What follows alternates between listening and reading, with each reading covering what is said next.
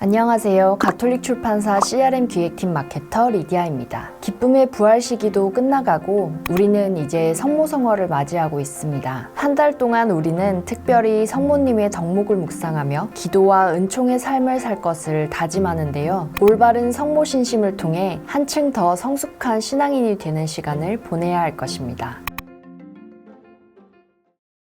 성모님은 예수 그리스도의 어머니이자 주님 말씀에 순종한 여인으로서 우리 신앙의 모범이 되는 분이십니다. 마리아의 군대라고 부르는 레지오 마리아에서는 우리가 성모님께 본받아야 할 덕목을 겸손, 순명, 온유, 기도 등 10가지로 나열하고 있습니다. 우리는 성모님을 신앙인의 어머니로 모시면서 그분을 본받기 위해 항상 노력합니다. 하지만 이러한 성모 신심의 궁극적인 목적은 하느님께 영광을 드리는 것으로서 모든 신앙인을 하느님께로 인도하는 것입니다. 제2차 바티칸 공의회 교회헌장 66항은 이를 명확히 하고 있는데, 교회가 인준한 성모 신심의 여러 형태는 성모가 공경을 받음으로써 성자가 옳게 이해되시고 사랑과 영광을 받으시게 한다 라고 밝히고 있습니다. 즉 예수 그리스도를 삶의 중심에 모시는 것이 참된 성모 신심이라 할 수 있습니다.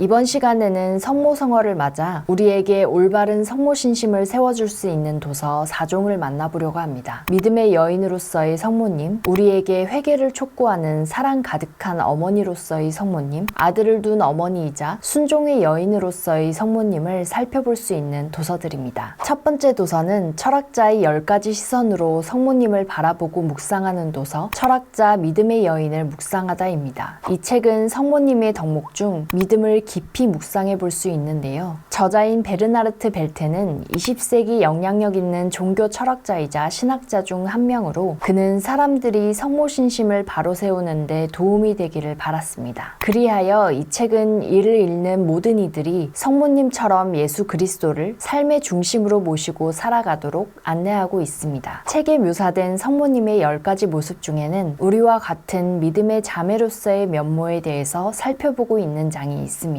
이 장에서는 예루살렘 성전에서 예수님을 잃어버리시고 사흘 만에 찾으셨던 사건을 되짚어봅니다. 저자는 어머니가 아들과 본성적으로 특별한 유대감, 친밀함을 쌓아갈 수 있지만 아이가 성장하고 자의식을 가지게 되면 자연스럽게 신뢰가 쌓이는 것에도 한계가 생기게 된다고 말합니다. 또한 성모님은 그 뜻을 다 이해하지는 못하셨음에도 이를 속으로 곰곰이 생각하고 간직하면서 믿음을 키워나가셨다고 말하면서 우리의 신앙과 믿음 또한 그러해야 한다고 이야기합니다. 특히 이 책에는 성모님께서 직접 우리에게 건네시는 말씀처럼 쓰여진 부분이 있는데, 이를 통해 더 강력하게 하느님이 우리에게 바라시는 모습에 대한 메시지가 전달됩니다. 이 책을 통해 성모님의 10가지 모습에 조용히 그리고 깊게 머물러 보세요. 성모 신심을 바로 세우는데 큰 도움을 얻을 것입니다. 성모님처럼 인내심을 갖고 믿음을 고수하고 때로는 내적으로 또 때로는 외적으로 다가오는 여러 가지 어려움 앞에서 꾸준히 신뢰하는 마음으로 참고 견디는 이에게는 기어코 어둠이 걷히고 어쩌면 완전히 침묵만이 흐르는 가운데 신앙을 끝까지 지켜낸 사람들로 이뤄진 훨씬 더 큰 공동체와 함께 나아갈 수 있는 순간이 찾아올 것이요. 그와 같이 훨씬 더 성숙한 신앙으로 살아가는 때가 주어질 것이다. 그렇게 성모님에게 일어났던 그러한 은총의 시기가 그에게도 열릴 것이다.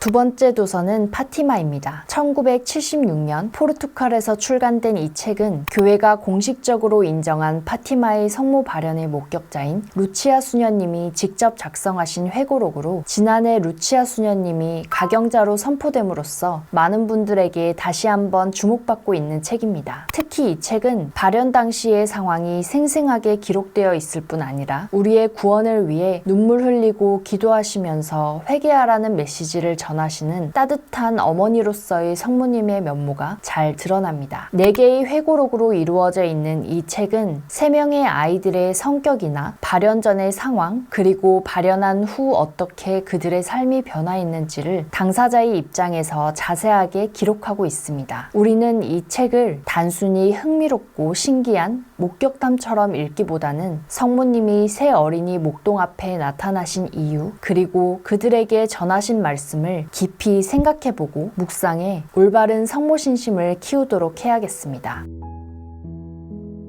두 번째 보고서에 이미 쓴 바와 같이 성모님께서는 1917년 7월 13일 발현 때에 결코 저를 버리지 않겠다고 하시고, 또 당신의 티없으신 성심은 저의 피난처가 되고 또 저를 하느님께로 인도하는 길이 될 것이라고 말씀하셨습니다.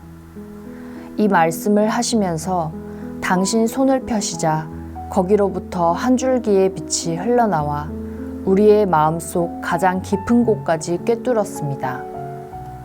그날 이 빛의 주요 목적은 하느님과 지극히 거룩하신 삼위일체의 신비에 대한 것을 가르쳐 주시려 했던 다른 두 번의 경우와 똑같이 티없이 깨끗하신 마리아의 성심께에 대한 특별한 지식과 사랑을 우리 안에 주입시키기 위한 것이었다고 저는 생각합니다. 그날 이후부터 우리의 마음은 티없이 깨끗하신 마리아의 성심께에 대한 더욱 열렬한 사랑으로 채워졌습니다.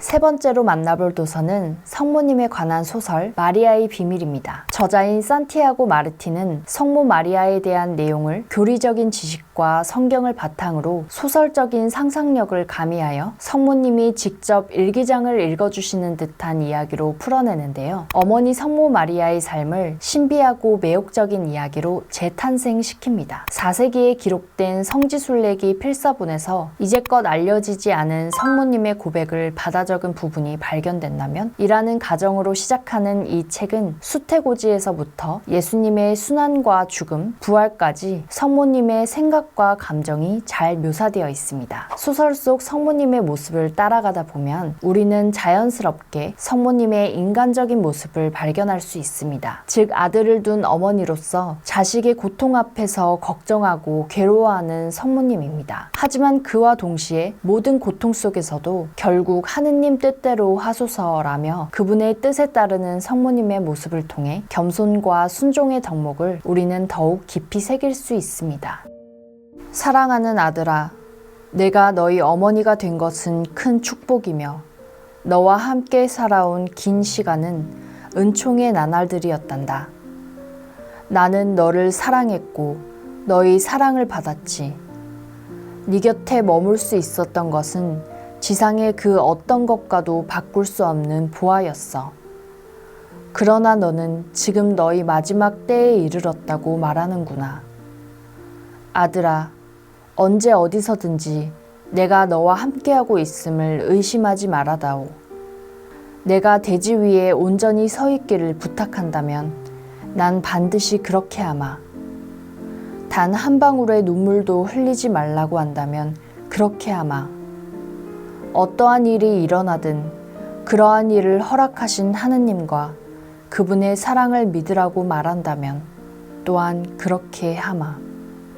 지금까지 성모성월에 읽기 좋은 책 3권을 살펴봤는데요. 오늘은 평소에도 성모님에 관해 묵상하고 기도하고자 하는 분들을 위해 특별히 한 권의 책을 더 소개드리려고 합니다. 바로 기쁨이 가득한 매일 성모님 묵상입니다. 이 묵상집은 365일 동안 하루에 하나씩 성경 말씀과 성모님에 관한 글을 묵상하고 기도를 바치도록 구성되어 있습니다. 특히 가볍게 들 수 있는 핸드북 형태로 제작되어 시간과 장소에 구애받지 않고 언제 어디서나 편하게 묵상하고 기도할 수 있습니다. 하루에 5분이라는 짧은 시간을 성모님께 내어드리는 것만으로도 새로운 힘과 위로를 얻을 수 있을 것입니다. 오늘은 성모성월에 읽기 좋은 도서 4권을 만나봤습니다. 저는 개인적으로 소설 마리아의 비밀을 추천해드리고 싶습니다. 성모님의 마음을 자세히 들여다보고 나면 묵주기도를 바칠 때 묵상에 몰입하는 데 큰 도움을 받으실 거라 생각합니다. 5월에는 이 도서들과 함께 성모님을 묵상하는 시간을 만들어 보세요. 성모성월이 더욱 아름답고 풍성하게 채워질 것입니다. 저는 다음 시간에 또 다른 좋은 책으로 찾아오겠습니다. 지금까지 리디아였습니다.